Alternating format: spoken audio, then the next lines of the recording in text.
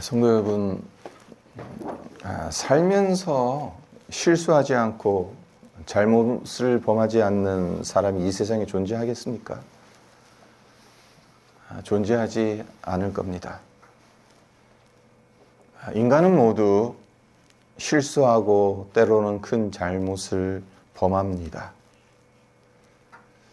그래서 우리 인생에서 참 소중한 것이 두 번째 기회라는 생각을 해봅니다. 우리가 실수하지 않고 잘못을 범하지 않는다면 두 번째 기회가 필요 없습니다. 다 잘하니까요. 하지만 우리 모두는 다 실수합니다. 잘못을 범합니다. 그래서 기회가 또다시 주어지지 않는다면 그것으로 끝나버립니다. 우리에게 정말 우리 인생에 있어서 또 다른 기회가 주어진다는 것만큼 참 귀하고 소중한 것이 없는 것 같습니다. 다만 잠시 눈을 감고 생각해 보세요.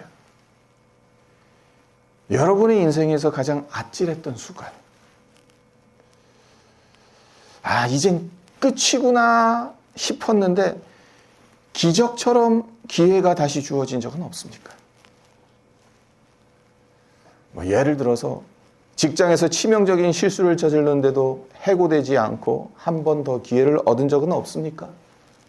아니면 관계가 완전히 파탄났다고 여겼는데 상대방이 먼저 손을 내밀며 화해를 요청했던 경우는 없었나요?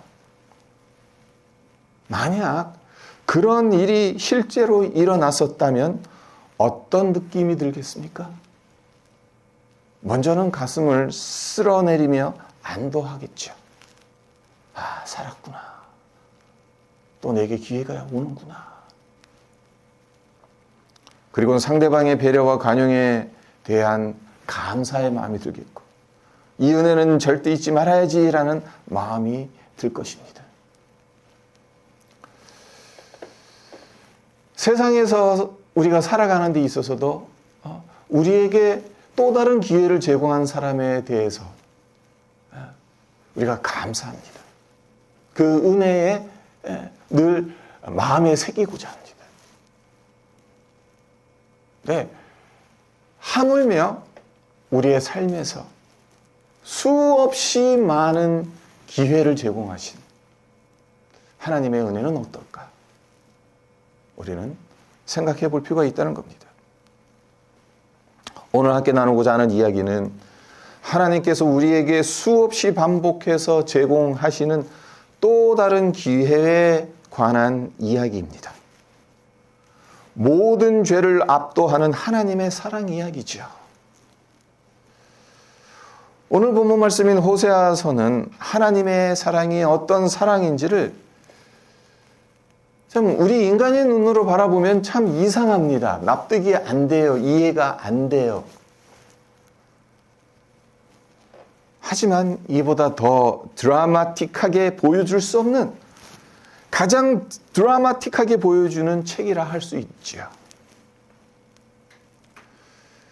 호세아서의 내용은 여러분들도 너무나도 잘 알고 있습니다만, 하나님의 사랑이 어떤 사랑인지 이 호세아서를 통해서 다시 한번 우리 마음에 새겼으면 합니다. 먼저 1장 2절을 보도록 합니다. 여호와께서 처음 호세아에게 말씀하실 때 여호와께서 호세아에게 이르시되 너는 가서 음란한 여자를 맞이하여 음란한 자식들을 낳아라. 이 나라가 여호와를 떠나 크게 음란함이니라 하시니라.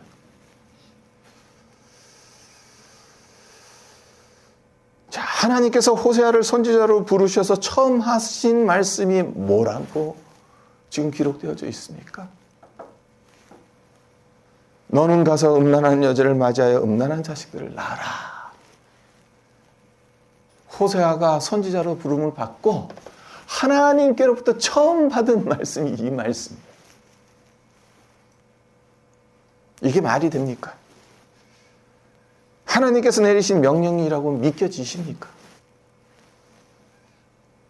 호세아는 하나님께 부름받은 거룩한 선지자입니다. 음란을 멀리해야 될 사람입니다. 하나님의 말씀을 받기 위해서 늘 몸과 마음을 깨끗하게 해야 돼요. 그런 의무가 있는 사람입니다. 그런 사람을 향해 하나님께서 첫 번째로 내리시는 명령이 음란한 여자를 만나서 음란한 자식들을 낳으라는 것. 하나님께서 왜 이 명령을 내리시는 것이겠습니까? 오늘 본문 말씀은 아니지만 호세아서 1장 1절을 보세요. 호세아가 활동했던 시대가 어떤 시대인지를 우리가 1장 1절을 통해서 짐작해 볼 수가 있죠. 우시아와 요담과 아하스와 히스기야가 이어 유다 왕이 된 시대, 곧 요아스의 아들 여로보암이 이스라엘 왕이 된 시대에 브엘의 아들 호세아에게 임한 여호와의 말씀이라. 대부분의 선지자들 출신은 남유다 출신들입니다. 뭐 이사야도 그렇고 예레미야도 그렇고 에스겔도 대부분에서. 근데 호세아는 지금 1장 1절에서 언급하고 있다시피 북이스라엘 여로보암, 여기서 말하는 이제 여로보암이라고만 나와 있지만 여로보암 2세죠. 여로보암 1세는 그러니까 한마디로 북이스라엘 왕국을 세운 왕이고, 근데 여로보암 2세 시대는 어떤 시대였냐 하면 경제적으로, 정치적으로, 외교적으로 주문기를 맞았던 시대입니다. 그냥 안정되어 있는 시대입니다. 백성들이 잘 사는 시대입니다. 하나님께서 보시기에는 어떤 시대입니까? 하나님께서 호세아 선지자에게 왜 음란한 여자를 만나서 음란한 자식들을 낳으라는 명령을 내리신 그 이유가 2장 하반절에 나오잖아요. 이 나라가 여호와를 떠나 크게 음란함이니.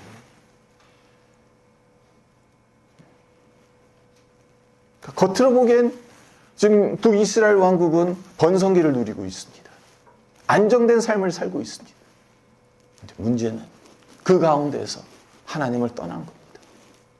우상을 섬기는 겁니다. 그러니까 영적 음란을 범하고 있는 겁니다. 하나님께서 북이스라엘의 현실을 눈으로, 귀로 직접적으로 보여주시고 들려주시기 위해서 호세아 선지자를 부르신 것이고, 호세아 선지자에게 이 명령을 내리시는 거죠. 주변 사람들이 호세아가 어떤 행동을 하는지를 보면서 그들의 영적 상태가 어떠한지를 깨닫기를 원하시는 마음으로 이렇게 하신 거죠.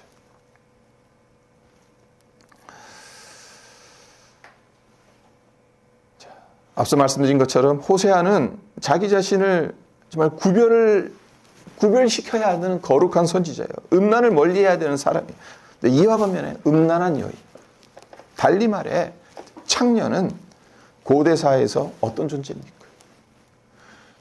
정상적인 인간관계를 맺을 수 없는 사람입니다. 사람들로부터 버림받은 존재입니다. 가족에게 버림받고 종교 지도자들에겐 비난을 받으며 남자들에겐 결혼 상대로 역임을 받지 못하는 아웃캐스트예요. 근데 하나님은 이 호세아에게 다짜고짜 명령하시죠. 음란한 여인과 결혼해서 음란한 자식을 낳아라. 네, 이것을 한번 생각해 보세요. 호세아가 하나님의 명령을 따르면 어떻게 될까요?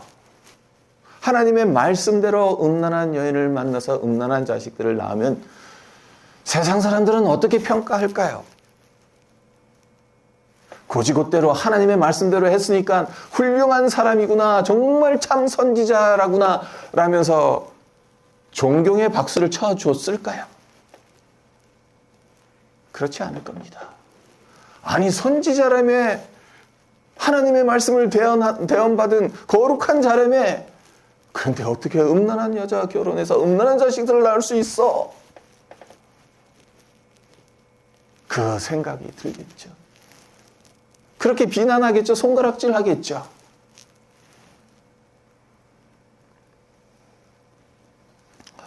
네. 영적으로 깨어있는 사람들은 무엇을 볼 수 있겠습니까? 아, 이게 우리의 모습이구나. 하나님을 향한 우리의 모습이구나. 라는 것을 깨닫지 않겠습니까?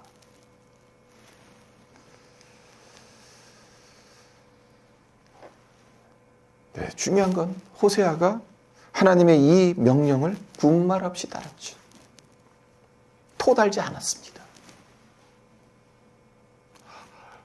저 같았으면 하나님 저 목사예요. 어떻게 그런 명령을 저한테 내리실 수 있어요? 아마 토를 달았을 겁니다. 하지만 호세아는 하나님 말씀 그 명령대로 그대로 했습니다. 고멜을 아내로 맞이해서 사랑하고 아끼고 보호합니다. 그래서 그녀의 이름이 회복되죠.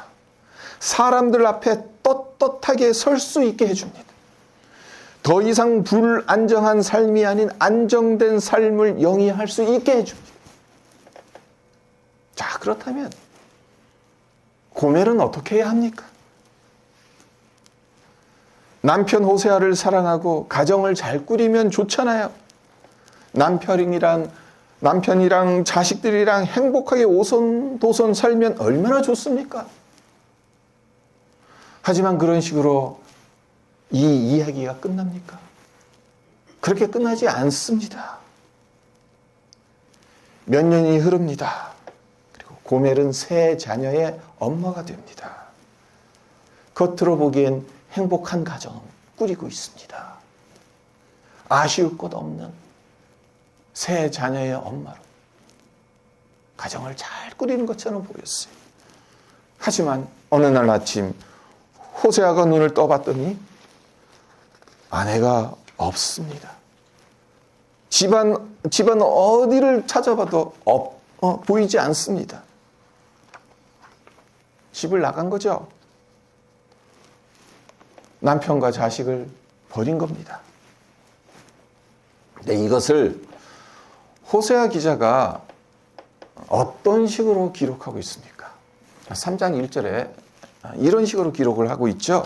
3장 1절로 넘어가서 보시면 여호와께서 내게 이르시되 이스라엘 자손이 다른 신을 섬기고 건포도 과자를 즐길지라도 여호와가 그들을 사랑하나니 너는 또 가서 타인의 사랑을 받아 음녀가 된 그 여자를 사랑하라 하시기로.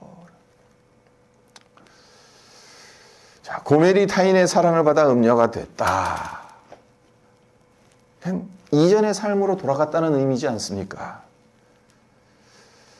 고멜이 왜 이전의 모습으로 회귀했는지 그 이유는 정확히 알 수는 없습니다.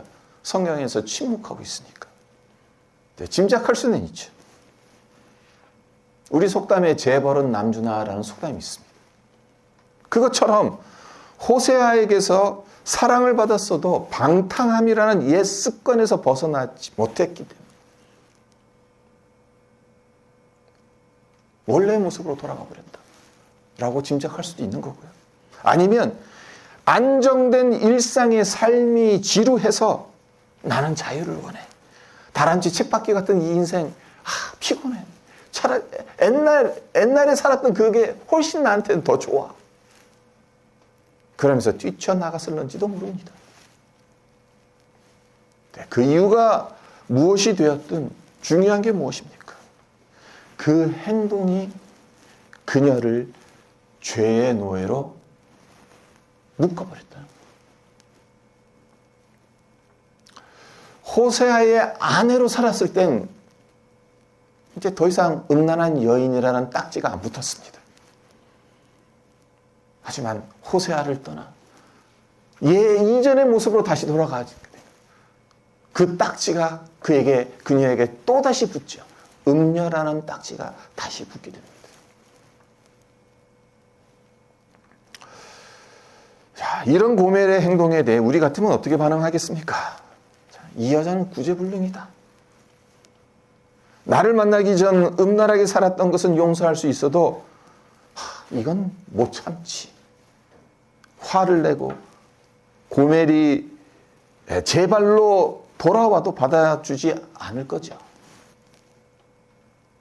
호세아 역시 그런 마음을 먹었을런지 모릅니다. 호세아라고 해서 하늘에서 내려온 천사는 아니니까요. 남자이니까요. 하나님께서 명령하시는 게 뭡니까? 그 여자를 데리고 와서 처음 데려왔을 때처럼 똑같이 사랑하고 아끼고 보호해 주라는 겁니다. 그러니까 첫 번째 명령이나 두 번째 명령이나 사실은 똑같은 명령이죠. 하지만 하나님의 이 두 번째 명령은 첫 번째 명령보다 더 충격적이고 더 말이 안 되는 명령입니다. 왜 그렇습니까? 첫 번째 명령은 이런 명령입니다. 고멜이라는 여인, 어느 누구도 사랑해주지 않는 이 여인, 어찌 보면 정말 불쌍하기 그지없는 이 여인, 호세아야, 네가 이 여인을 사랑해줘라. 그래서 그녀에게 새 인생을 열어줘라. 호세아의 입장으로는 이해는 안 됩니다. 하고 싶지는 않아요. 누가, 어떤 남자가 그러고 싶겠습니까? 상식적이지도 않지 않습니까? 하지만 아직 상처는 받지 않았습니다. 배신도 아픔도 눈물도 없습니다. 그래서 호세아는 이렇게 생각했을 겁니다. 그래, 하나님께서 명령하셨으니까 하나님 이유가 있으시니까 나한테 이런 명령을 하셨겠지. 나 잘 되라고, 나 잘못되라고 이런 명령을 하신 건 아니겠지. 그러니까 제가 사랑해 보겠습니다. 하나님 명령대로 이 여인을 내가 사랑해 보겠습니다. 그렇게 마음을 먹었을 겁니다. 이와는 달리 하나님의 두 번째 명령은 어떻습니까? 그렇지 않아요, 이젠. 상황이 완전히 바뀌었어요. 고멜은 은혜를 저버렸습니다.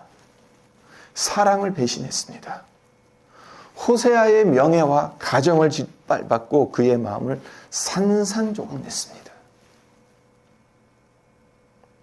그렇기 때문에 이런 고멜을 다시 데리고 와서 사랑하고 아끼고 돌보라는 하나님의 이 두 번째 명령은 호세아에겐 정말 말도 안 되는 명령입니다. 훨씬 더 잔인하고 더 불가능하고 더 고통스러운 명령입니다.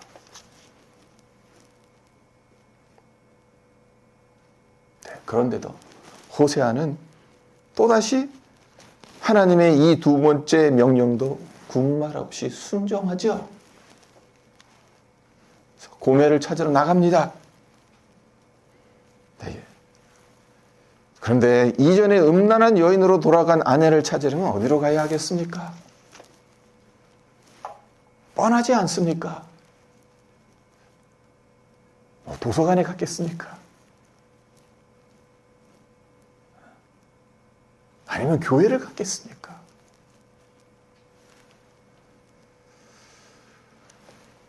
음침하고 냄새나는 골목길을 두루 다니면서 혹시 고멜이라는 여자를 못 봤습니까? 라고 사람들에게 물어봐야 합니다. 호세아의 가슴이 얼마나 찢어지겠습니까? 그렇게 이 골목 저 골목을 샅샅이 뒤졌을 것입니다. 그러나 그 어디에서도 고멜을 찾지 못하죠. 찾을 수 없지요. 왜요? 이미 노예 시장에 팔려갔기 때문입니다. 2절을 보시면 고멜이 노예 시장에 팔려갔다는 근거가 나옵니다. 내가 은 15개와 보리 한 호멜 반으로 나를 위하여 그를 사고. 그 당시 노예 한 명의 몸값이 은 15개와 보리 한 호멜 반이었다고 해요. 오늘날로 환산하면 어느 정도인지는 잘 모르겠습니다만은 적은 액수는 아닐 겁니다. 그 당시 선지자가 부유했을까요? 돈이 남아 돌았을까요?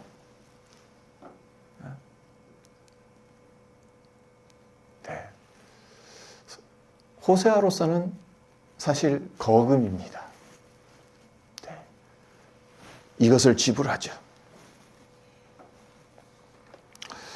성도 여러분, 이 장면을 여러분 머릿속에 한번 그려보십시오.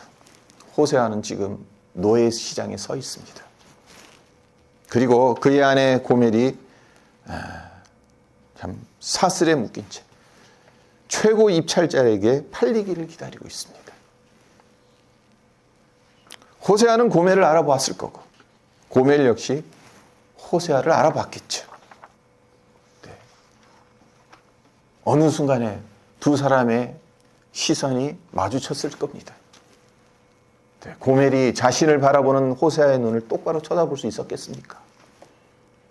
고개조차 들지 못했을 겁니다. 이런 생각을 했을 겁니다. 저 사람이 왜 여기에 와 있지? 내가 노예로 팔려가는 모습을 보기 위해 온 건 아닌가? 호세아가 자기를 구해주려고 왔을 거라고는 전혀 생각하지 못했을 겁니다. 그런데 호세아가 외치죠. 내가 이 여인을 사겠습니다. 고멜의 몸값을 지불합니다. 그리고는 고멜에게 이렇게 말합니다. 3절을 볼까요? 그에게 이르기를 너는 많은 날 동안 나와 함께 지내고 음행하지 말며 다른 남자를 따르지 말라. 나도 내게 그리하리라 하였노라. 성도 여러분, 여러분에겐 호세아의 이 말이 어떻게 들리십니까? 비난하는 말, 정죄하는 말로 들리십니까? 만약 호세아가 이렇게만 이야기했다면 정죄의 말, 비난의 말로 들릴 수도 있습니다. 이렇게 말하는 거예요. 그냥 너는 많은 날 동안 나와 함께 지내고 음행하지 말며 다른 남자를 따르지 말라. 여기서 끝나버렸으면 정죄하는 말로 들릴 수도 있죠. 비난하는 말로 들릴 수 있죠. 다시는 그러지 마. 더 이상 기회는 없어. 이게 마지막이야. 다시 한 번 더 그러면 내가 쫓아낼 거야. 근데 그 뒤에 어떤 말을 붙입니까? 나도 내게 그리하리라. 이 말이 붙습니다.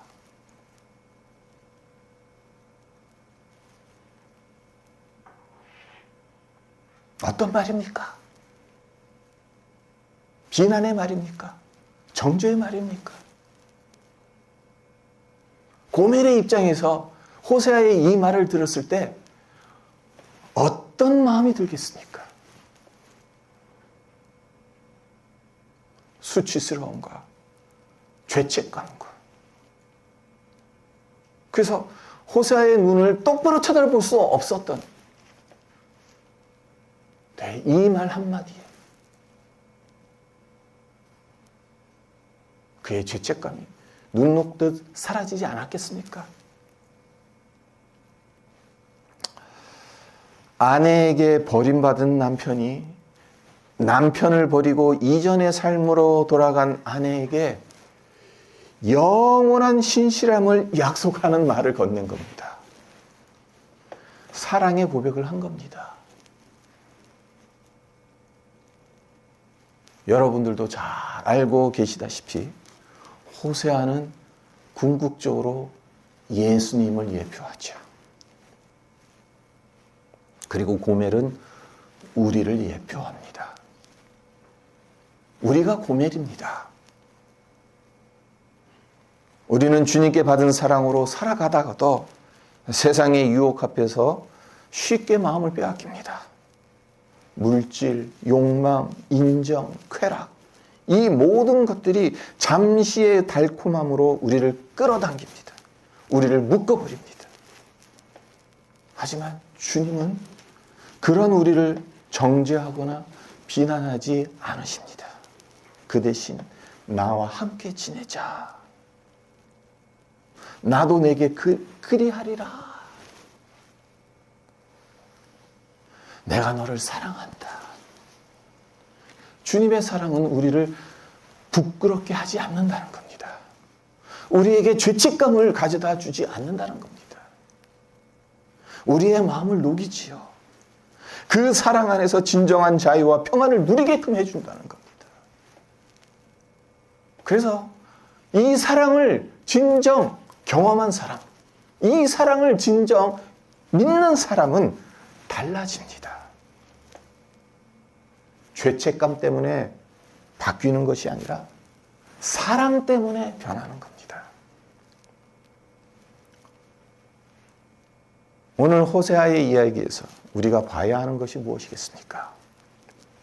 하나님의 마음이죠. 우리를 향한 변함없는 하나님의 사랑입니다. 하나님은 이스라엘 백성들이 다른 신을 섬기고 건포도 과자를 즐기는데도 그들을 사랑하신다라고 말씀하십니다. 그리고 그 사랑을 보여주시기 위해서 호세아 선지자를 마치 교관처럼 사용하셨습니다. 이보다 더 중요한 게 있죠. 호세아를 사용하신 것으로 끝나지 않았다는 겁니다. 당신의 독생자 예수님을 이 땅에 보내시고 저주의 나무 십자가에 달리게 하셔서 우리의 죄값을 지불하셨다는 겁니다. 하나님의 사랑은 조건적인 사랑이 아닌 겁니다. 우리가 잘해서 주어지는 사랑이 아닌 겁니다. 우리에게 그럴 만한 자격이 있어서 사랑하신 것이 아닙니다. 우리가 흔들리고 무너지고 주님을 배신했을 때조차 여전히 우리를 붙드시는 사랑입니다. 그 사랑은 한 번 더, 아니 계속 거듭해서 영원히 기회를 주시는 사랑이고 끝까지 포기하지 않는 사랑입니다. 우리 모두 하나님의 이 사랑을 의심하지 않았으면 좋겠습니다. 이 놀라운 사랑 안에 늘 잠기면서 살아갔으면 좋겠습니다. 그래서 죄책감이 아닌 사랑의 간격으로, 두려움이 아닌 은혜에 감사하며 살아가는 것으로 하나님의 사랑을 믿고 응답하는 우리 모두가 되시기를 주님의 이름으로 축원드립니다.